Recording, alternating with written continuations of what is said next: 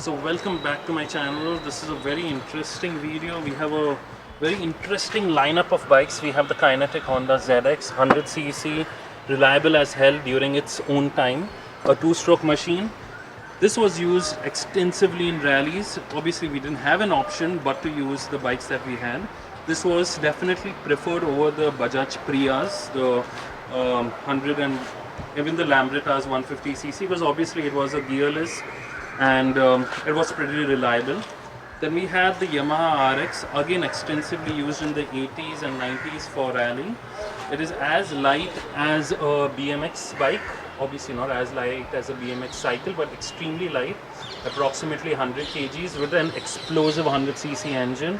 It is amazing off-roading and it is relevant even today if you just upgrade the suspension. Then we have the Hero Impulse, which is a 150cc bike. This is what got us in, or got me at least, into off-roading. A reliable bike. I had only the Impulse as an option when I purchased mine. This is obviously not mine. Reliable bike, off-road centric tires, off-road centric suspension, off-road centric riding position, and it was a perfect bike for its time, but obviously bad marketing and low performance, this bike did not run in the market. Then we had the Xpulse Pro. This is obviously my bike. You can see it's extensively modified, even though I promised my wife I won't modify it, but then that's just me. Amazing bike. It's a rally suspension, rally handlebar modified by me, extenders, rally kit.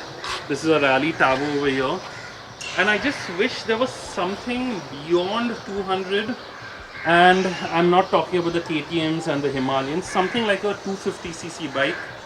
If I feel, I mean, there is a gap between this, the Xpulse and the KTMs and the Himalayans. Let's see if there is any other bike in the market that can get such a, can just fit in.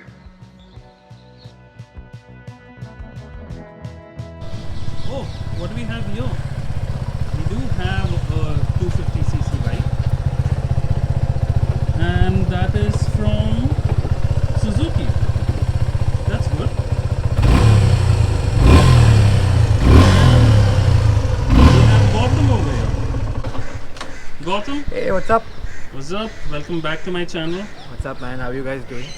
Doing good. Good. Need more subscribers, people. Please do subscribe. You had it. Putting a lot of effort over here. Yeah, new lot of bikes this time. Yes, much we do. more bikes than you usually see on your channel. Yes. What you usually see, it's usually you take one bike or you take two bikes and you put a comparison. Here we have five big bikes with us here. We not only have big bikes, we have entire generation. In those gens, the big bikes. In Yes. the sense of numbers. And now this one. And now here we have the V-Strom 250. SX V-Strom 250 Suzuki. So V-Storm, obviously this bike is known for off-roading, at least abroad. We obviously have the 650 V-Storm, which is beyond the range of 99% of Indians. And this is the only V-Storm that is in the affordable range. Now obviously there are certain shortcomings, and would you even consider this as an off-road bike, or is it like a wolf in sheep clothing where it looks like it can go off-roading but it kind of sucks? So Okay, Gautam? I'll start with a story. Yes. Back in early 2000s and say even the late 2000s, you had what was the Hero Karizma, which was one of the best motorcycles, 225cc, reliable, does good numbers on the highway, very good comfortable seating position, stuff like that. Obviously the Karizma faded with its time, and in today's time, The Karizma faded because Hero did not really upgrade it. Now they've come up with the exactly, latest the generation. new bike is out, but I think it's a different pedigree altogether in my perspective. But they lost the market. They had captured the market true, at that time. True, they did. So regardless, the new Karizma launch, let's keep that aside for now, because here we're talking about tall motorcycles, ADV motorcycles. Exactly. Begin with, again, like the Karizma, like I was saying, this V-Strom 250 SX more so feels like something like a new generation or more like a matured version of the Karizma. Yes, Okay. it's 25cc, so to speak, higher. It's a 250, same single, and now it's in a fuel injected, obviously because of the emission norms. But I would say, since I've been a Karizma owner in the past, my Impulse also has a Karizma engine, and since I've been so used to the characteristics of the Karizma, I feel that this is the more matured version that's come out in today's time. Okay. So yeah, so that's first to answer what it is. So that- Second, So this this basically is a soft roader. Let's get everything aside and let's get this clear. This is not an off-roader. This is not, so to speak, a ADV in the sense that you can take out trail riding. This is a soft roader and more a tour-oriented motorcycle. Okay. And I say that because, not because of the obvious facts that it has alloy wheels and stuff like that, but it's got to do more with the comfortability, the way the engine does, the characteristics of the engine, and more so your riding position, your riding triangle, things like that.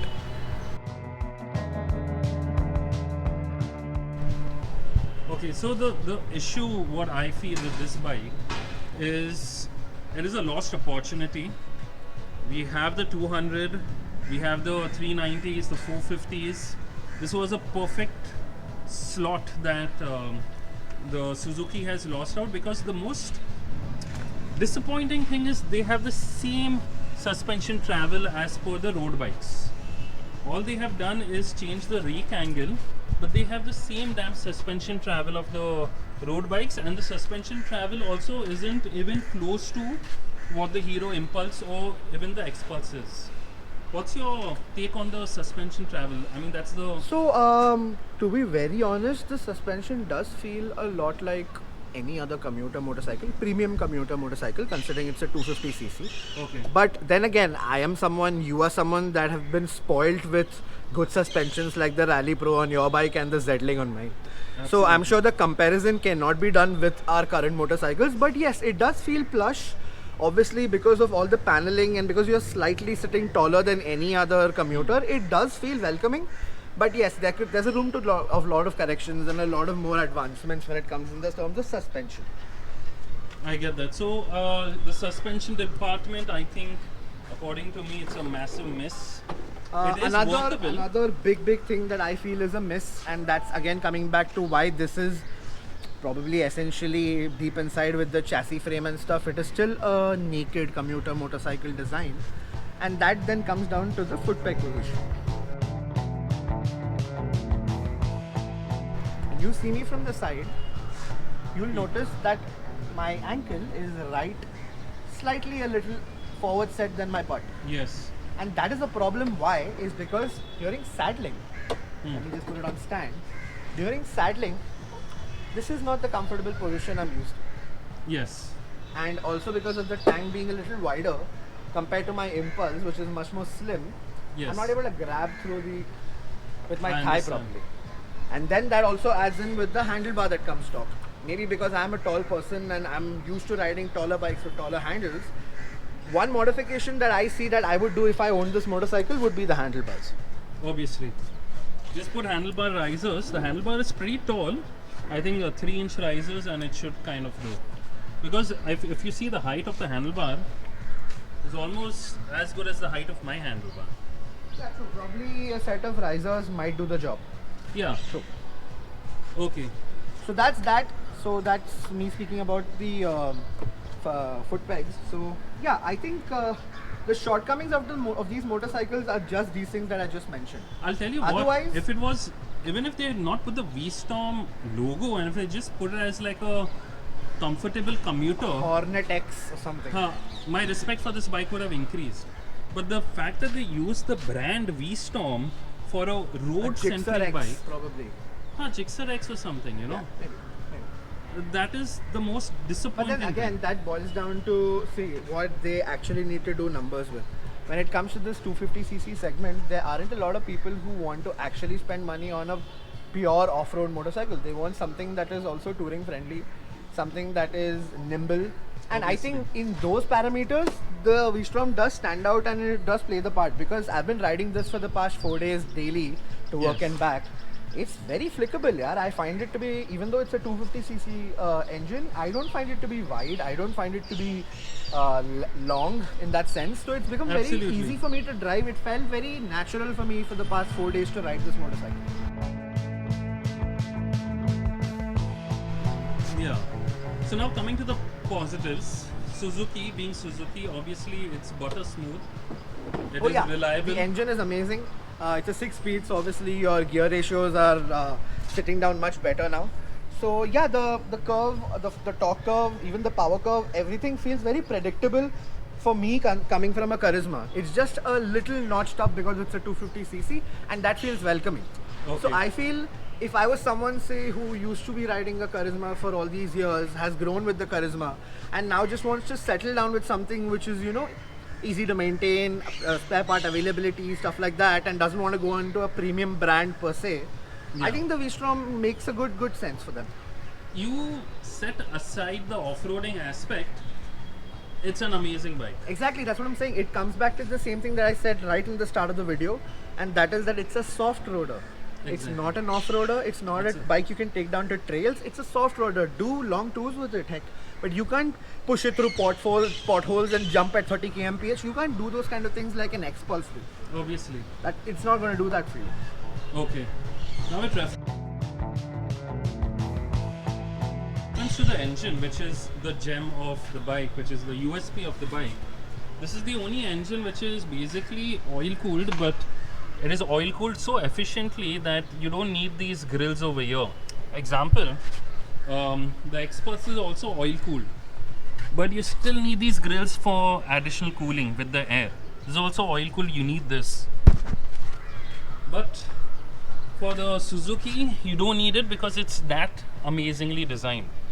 Now with reference to, say, the highway speeds, have you had the opportunity to take it? So yeah, like I said, 4 days, I think 3 or 4 days is what it's been since I've been riding this bike. Obviously I've been doing work trips, so that's mostly on the SV road, which is a busy road.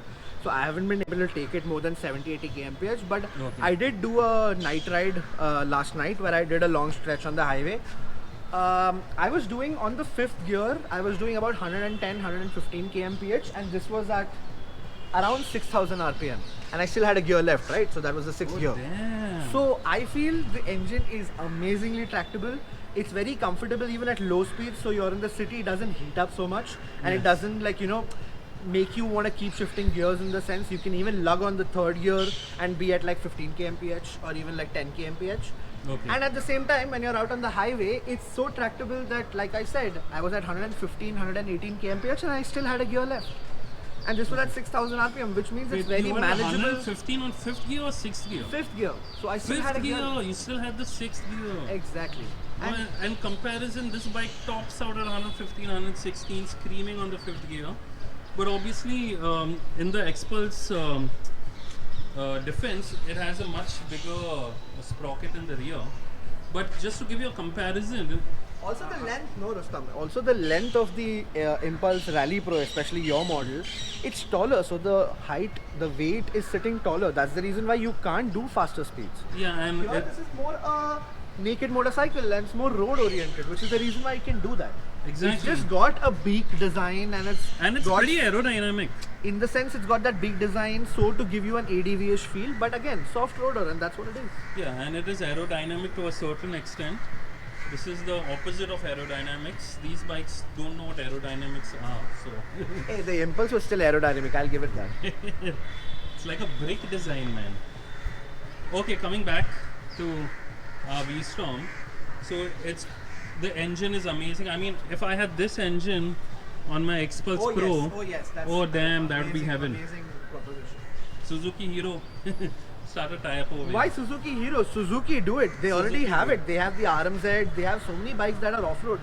Just build a new chassis, put this engine in, and give us good suspension. I think that's the way to go. But Because I think Suzuki is the only brand now left to get into the space of being a proper off-roader. Right? Suzuki, Yamaha as well. Yamaha as well, but they have the Tenere abroad, so it's just for them to homologate and get it here. Screw That's the a different Tenere, story. That's the That's a different 700. You story. can always get the 250s, man, in India. The affordable ones. You know, I think the biggest drawback of this bike is the price tag. I think Suzuki just priced it a bit too high, and that is why you don't see many SX 250s on the road. At least I haven't seen any. I've seen, but very few. I think it then boils down to, where it comes to where, if a person is actually looking out for a soft roader like this, the Honda CB200, even though yes, it's a lot less powerful than this, just makes to be a better proposition in the sense of price, right? Because No. this then becomes overpriced. Screw the CB200. The CB300 comes at this price. True, but that's Cheaper a naked. than this. That's a naked. That's a naked. I get that, but then you have more power. You still have the similar suspension setup. You know where they have priced this, you have just more options at a much cheaper rate, or options at the same rate but slightly more expensive, like with more power. But again, this You is could be right. Could be right. this is still a very good bike. There's no two ways about it. I like the seating also. I felt very comfortable over here. No modifications required over here. I had to modify the Xpulse seat because it was too narrow and stiff. This one is just perfect. It's got enough space for your butt, and it's comfortable for Also, the pillion another as thing well. that I'd like to add, although low beam is not so good, the headlight high beam on this bike is really, really good. It's got a good spread of beam. It's got a good throw. Although it's an LED unit, so you have a white light coming emitting Yes. from there.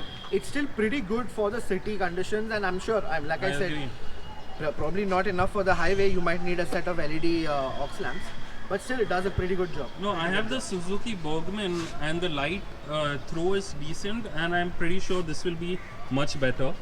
Yeah, the light is pretty good. You can always opt for aux lights, but the light is pretty good. All in all, I've found the bike pretty nice to own and maintain, in the sense of the past 3-4 days to run and do the daily errands that I do. It's been very comfortable all in all. No complaints whatsoever. And since I'm a Karizma owner in the past, it does feel welcoming. Obviously. What about the display? It's pretty basic. So the display is pretty basic, but it also has Bluetooth connectivity. So yeah, if you see, it goes into pairing mode, and once you connect it to your phone, you can then have navigation, and you can have phone call notifications and stuff like that. But nothing more. It's a very basic LCD screen, just giving you simple information. And I think that boils down to the simplicity of how things should be. I mean, in the sense, all these LCD and multifunction units and multicolored displays, although yes, they are amazing to use because they are pretty much like a gadget on your bike, but it then boils down to the simplicity of if things are simple, it just works better, right? But it again boils down to the bloody price point. If they are pricing it this premium, I would expect something premium. I mean, at least the public would. Because India is a place where usually people have only one bike and they have to do it all. Unlike Gotham that has multiple bikes over here. Hey, And- I just own 3 of them here, and this is not even mine. This is owned by my friend. That's yours. That's just a friends who just came over I get for that, like a few but days. again, this is a good do-it-all bike, low maintenance, obviously not off-road centric, good for the city. The highway capability is much better than obviously the closest 200cc bikes.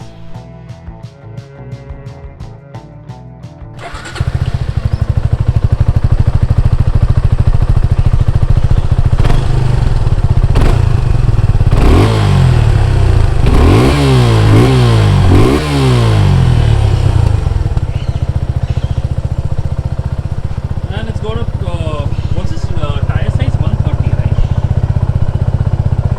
130, 140, what is it? Yeah, the 140, 70, 70. 140. Okay, so that's also good. Why don't we just show how big it is as compared to the Xpulse Pro? Modified Xpulse Pro. Until he comes, let us hear the exhaust of my bike.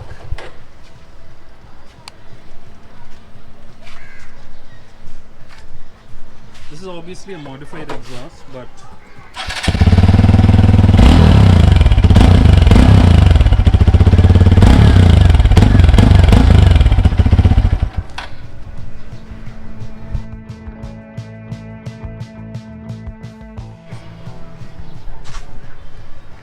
so this is how big this bike looks as compared to its nearest competition.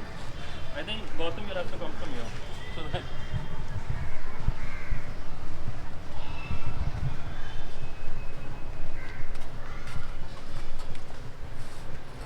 nice to sit on. The feet reach below. As I mentioned, the seat is extremely comfortable. You are upright.